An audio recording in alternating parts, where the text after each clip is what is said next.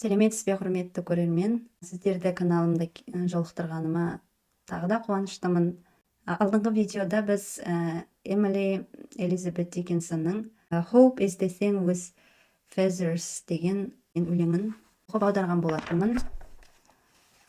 Бүгін сол кісінің A bird came down деген өлеңін оқып аудармақшымын. Қонған құс деп аталады.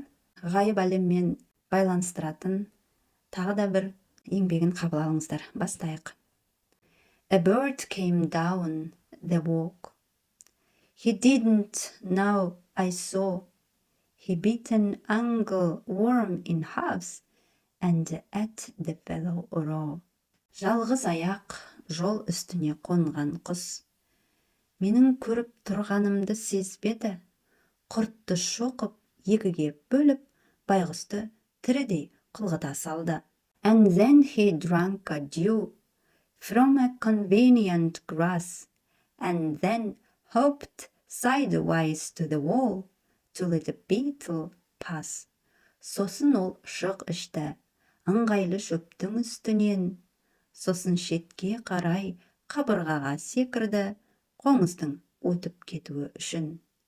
He glanced with rapid eyes that hurried all abroad. They looked like a frightened beads, I thought. He steered his velvet head.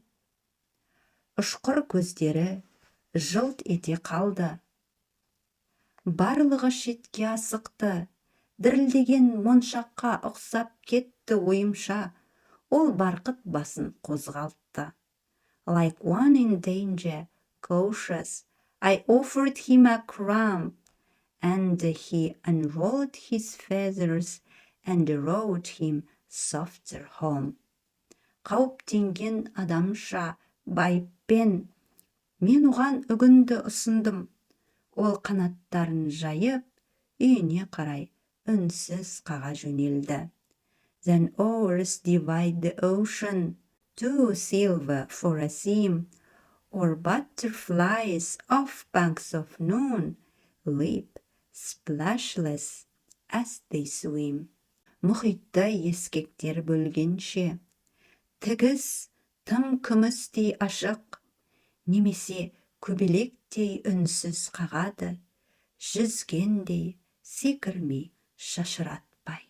Міне, ақынның бір көріністі бақылап отырып, осындай өлең жолдарын жазып шыққан, оның қимыл қозғалыстарының істеп не қойғанын барлығын ерекше көзқараспен жеткізіп отыр бізге. Рахметімізді айтамыз. Өлең ұнаса лайк басып, комментарий қалдырыңыздар. Келесі видеода жолыққанша демекпін. Сау, саламатта болыңыздар.